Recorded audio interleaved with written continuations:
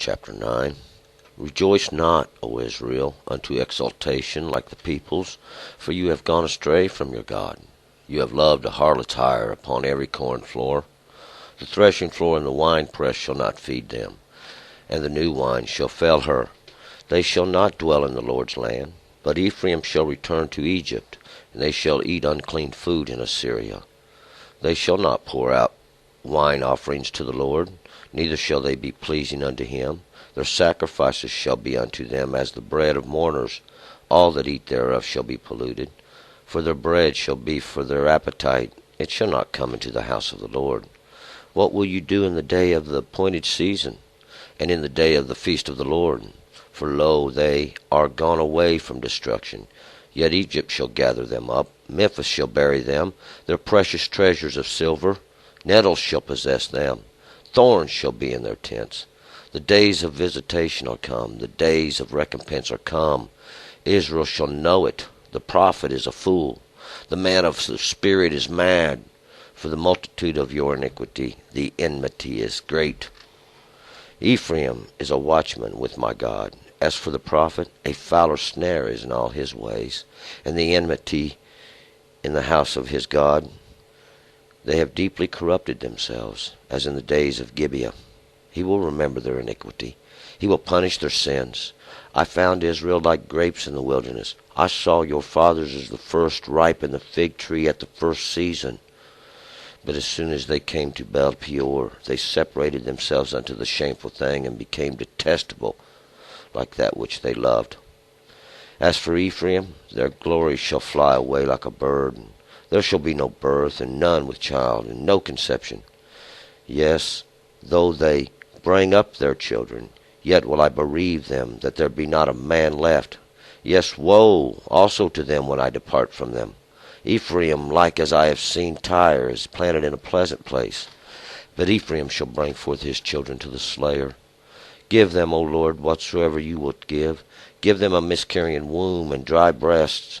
All their wickedness is in Gilgal. For there I hated them because of their wickedness because of the wickedness of their doings. I will drive them out of my house. I will love them no more.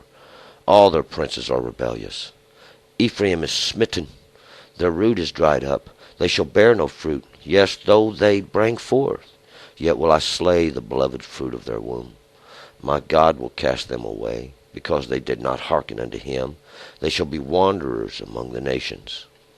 All right, let's go back up to verse 1. Now, in the last chapter, we remember now, Israel has forgotten their Maker, and they have went off astray. They've been chasing after all the idolatry of the land and going after all these images, and God has grown very angry, and this is exactly what was going on, and this is exactly what's going on today. Verse 1, Rejoice not, O Israel, unto exaltation like the peoples, for you have gone astray from your God. You have loved a harlot's hire upon every corn floor.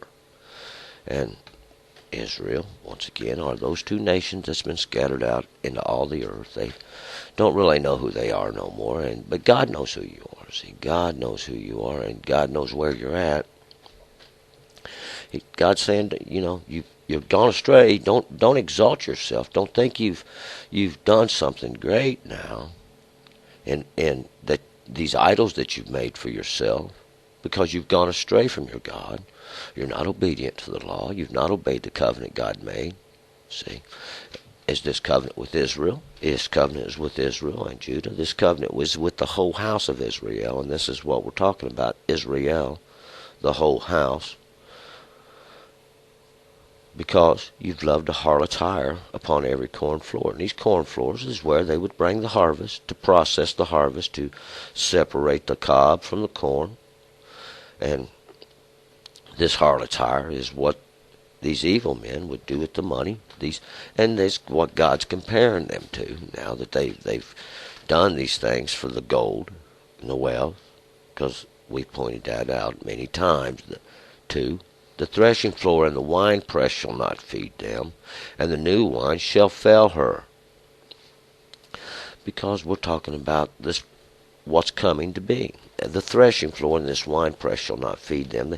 They won't be able to nourish themselves from that where they're bringing the harvest and processing it. It's not enough nourishment there. And this winepress now, where they're crushing the grapes down, of course they're getting all the gold and the silver, but the people now are going unfed and unwatered. They're not being nourished properly. And the new wine shall fail her. And this would be that wine which comes from the grape immediately when it's brought forth to the press. And this is going to fail. She doesn't have that. And this is that comparison once again. And Israel doesn't have that. See, we can just say that. It has failed her. We're using her as the feminine, Israel. Why has it failed? Because God is not blessing. They're having to store up and use this old wine. See, this old thing that they've been doing for years. 3, they shall not dwell in the Lord's land, but Ephraim shall return to Egypt, and they shall eat unclean food in Assyria. And Ephraim, once again, is those that are double-fruited, those that are fruitful and have more than one fruit on the vine. They shall not dwell in the Lord's land. God's going to, we'll find out, the prophets have said, pluck them up and shake them off and cast them out. They will return to Egypt, and Egypt is that place of enclosures. It means the land of enclosures. And they shall eat unclean food in Assyria. Assyria is this Asher, or this step up, this progress, this altar they've made for themselves is what it is a symbolism of. And there they will eat unclean food, because we will see now in the beginning when God made the law, God separated the flesh. He separated the flesh from that which was clean and that which was unclean. And God said, you shall not eat that which is unclean. And why did God do this? God wanted to show you from the beginning, see, that God has separated the flesh, and He separated it by His law. See, that law is what He uses it to cut with, and what He has done, He has separated the flesh that's clean, those that obey the law, from the flesh that is unclean, those that disobey the law, and He separated the flesh in the animal as well, so that we could have this to show now that we understand this, and that we're trying to make everybody else understand. And when they say, well, why don't you eat this? You say, well, it's unclean. And if that's all you say, you got to explain, this is what God did. God wants to show you He can separate, and He has separated the flesh of animals, and He separated the flesh of man. And where are you? 4, they shall not pour out wine offerings to the Lord, neither shall they be pleasing unto Him. Their sacrifices shall be unto them as the bread of mourners. All that eat thereof shall be polluted. For their bread shall be for their appetite. It shall not come into the house of the Lord. This wine offering, that which makes drunk, they won't pour that out before the Lord. For this is what that represented, that we would pour out the teachings of men and dump that out on the ground where it belongs. Because we seek the new wine from God. This thing is no longer pleasing to God. Why? Well, they don't have no understanding. Their sacrifices shall be like the bread of mourners, where there's death. There's death in the house. There's death in the house, and this bread of mourners should not be partaken of, but by those that are in mourning now for the dead. God is God of the living. God goes on living. God seeks those that are alive. And if they've known God, it's known there's no death there. For their bread shall be for their appetite. This is just purely for them. There's nothing it can feed. It can only be consumed by the flesh. It shall not come into the house of the Lord. It shall not be part of the greater understanding. 5. What will you do in the day of the appointed season, in the day of the feast of the Lord? What will you do, Israel? You've been scattered out now on all the earth. God's caused you to forget. You don't even know now who you are, where you are. God's been trying to call you, and you've been ignoring God. What are you going to do now? This appointed season when God is going to come. Now this is going to be a dark day. This is not a great day. In the day of the feast of the Lord, when God now gathers those of his understanding now, and they are going to prepare. 6. For lo, they are gone away from destruction, yet Egypt shall gather them up. Memphis shall bury them, their precious treasures of silver. Nettles shall possess them, thorns shall be in their tents. Trouble.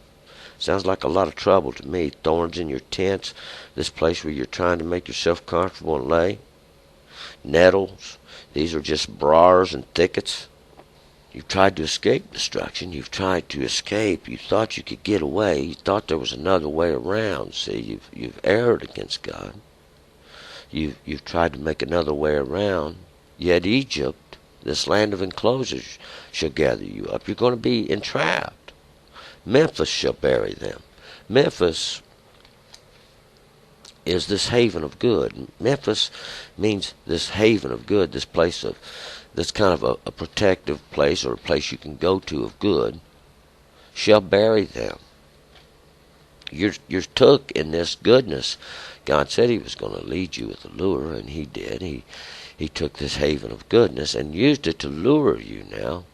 These precious treasures of silver, this is those treasures that you've caused to pass through the fire, that you took and tried to cause to pass through the fire. 7. The day of visitation are come. The days of recompense are come. Israel shall know it. The prophet is a fool. The man of the spirit is mad. For the multitude of your iniquity, the enmity is great. These days of visitation are come. These days of recompense are come. Israel will know it. Israel's going to find out just who they are. It's been waiting, and God's thinks we've waited long enough. These days of visitation are come. God's going to come, and he's going to visit now your sin upon you. For just a moment, he was gone, and now when he returns, what's he going to find? That you lifted up idolatry? The days of recompense are come. God said he was going to do this to you, and now you fell into a trap. Israel shall know it. Why? God's going to tell him. God's going to warn him. God's done so in the book already. God's done so in the Word. God's done this. Why? Because he said from the beginning, I told you the end of all things. The prophet is a fool. Well, these are no prophets.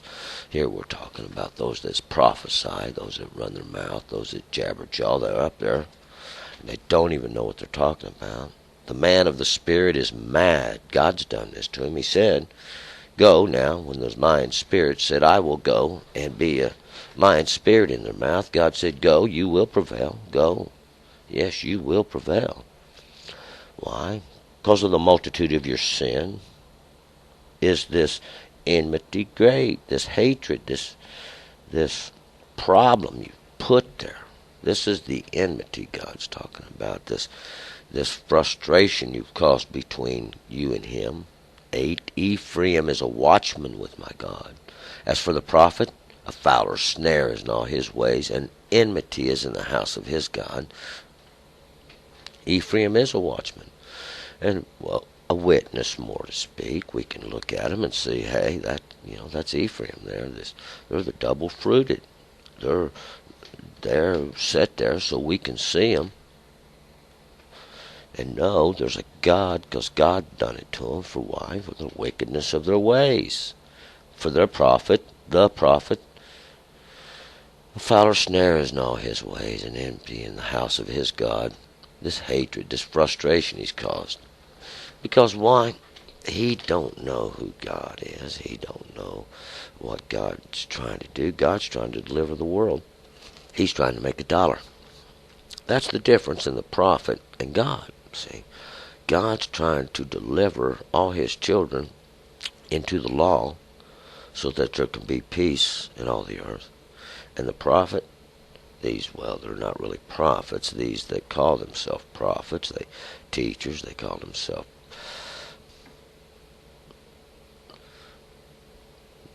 themselves, men of God, but they're not. Someone else has ordained them.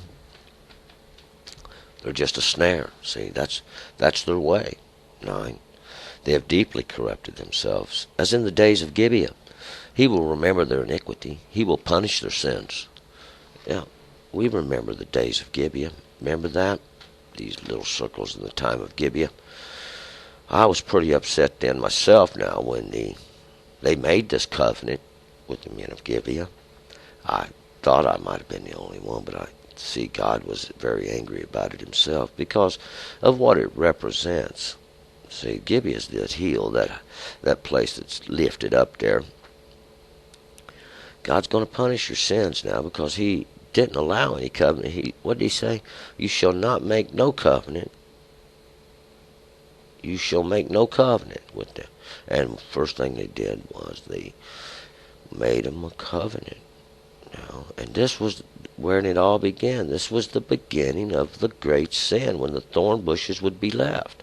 First thorn bush, bam, there it is, the hill, the high place. 10. I found Israel like grapes in the wilderness.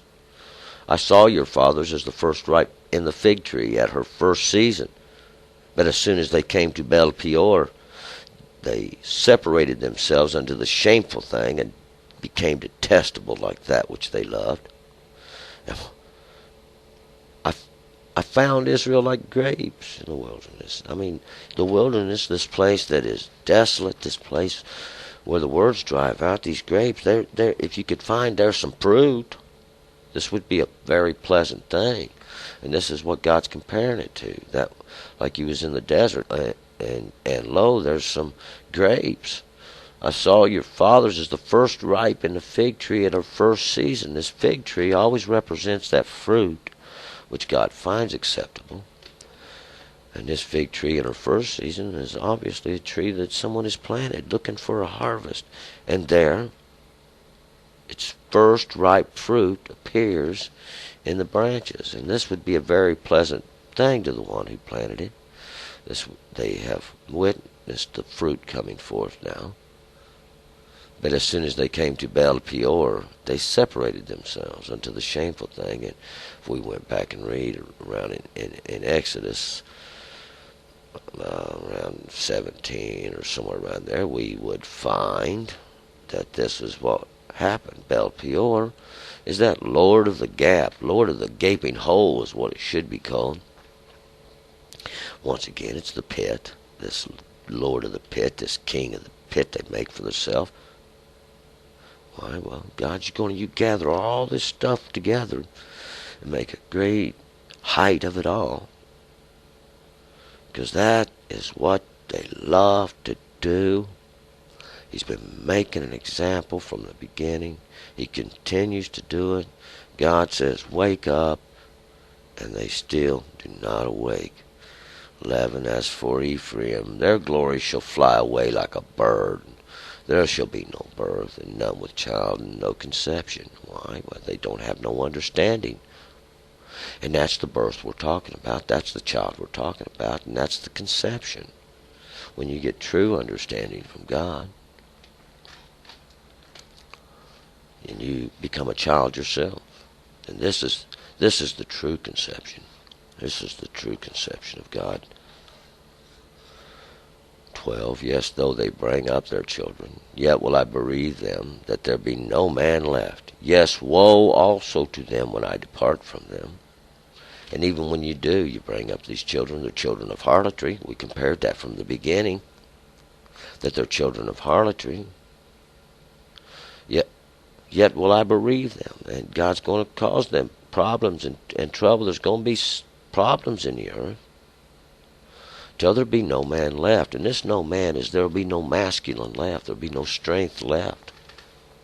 Woe also to them when I depart from them, because this is nothing but trouble. There's great temptation going to come, and great sin, and we'll find out that's exactly what happened. They got in a hurry. They did this.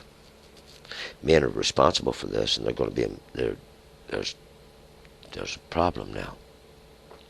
We do have a problem because the children are bereaved. There's no man left, and this no man. We're talking about that time like Deborah. Remember when Deborah, there was no man left, and they said, "Well, we'll go fight if you'll come with us, Deborah." Put the woman up front. See, and that's basically what happened. That's what's going on today. 13. Ephraim, like as I have seen Tyre, is planted in a pleasant place, but Ephraim shall bring forth his children to the slayer. And that's what's going on today. They're taking their children to the slayer, to this image, this thing between God and them, to this thing. Somebody set a man there, somebody, and we're going to find out that's what the prophet said. In the image of a man will they make it, because that's what they did. See, they planned it. God said they planned it. They knowed about it. 14. Give them, O Lord, whatsoever you will give. Give them a miscarrying womb and a dry breast. See, this is not a good thing. Give them a miscarrying womb, Lord. Let their children not come forth. Let their breast be dried up. And it is done. 15. All their wickednesses in Gilgal, for there I hated them, because of the wickedness of their doings. I will drive them out of my house. I will love them no more. All their princes are rebellious. Why? For the wickedness that's been done in Gilgal. Gilgal, that place of rolling away, that place where God rolled away these sins of Egypt, this idolatry. See, all this has taken place before there. You circumcised with a stone, the law of God. And now the great wickedness that's been done there since then in Gilgal, this is what it represented. And they polluted it with idolatry and wickedness. That's why there's been great hatred. God says, I'll drive you out of my house. You're leaving here now. God is angry. He's at his end of his rope for this idolatry that's done. 16. Ephraim is smitten. Their root is dried up. There shall bear no fruit, yes. Though they bring forth, yet will I slay the beloved fruit of their womb. Ephraim, these ones that had caused Israel to go astray after chasing it, they was like the fishermen. They was like the ones that run after and chased it down and brought all those to idolatry. That's what God's compared them to many times, over and over and over. Yeah, though you bring forth, you think you can bring forth, you don't understand that God has the ability to smite the vine. And it's God's. It belongs to God, not man. See? It belongs to God, not man. Man don't have nothing. When you entered this world, you came in naked, and you'll leave the same. Yet will I slay the beloved fruit of the womb, this which you brought forth, this which you thought. 17. My God will cast them away, because they did not hearken unto him. They shall be wanderers among the nations. Comparative to Cain, made Cain a vagabond. Wanderers, drifters. I call them drifters or Philistines. That's what they've been used in the book as, is these Philistines, these drifters, these that wander among the nations. They can't find their place. They don't have no place. They go to these houses and then all these high places on every corner, searching, looking for God. Can't find him. They listen to these mouths of men. They go after these teachings and after these understandings, but never seek the law of God and its understanding. Because that's what you got. See, that's the covenant that was made, and that's the deal there is. It's never going to change. It's always going to be there. It's the same covenant. All right, we're going to move to chapter 10.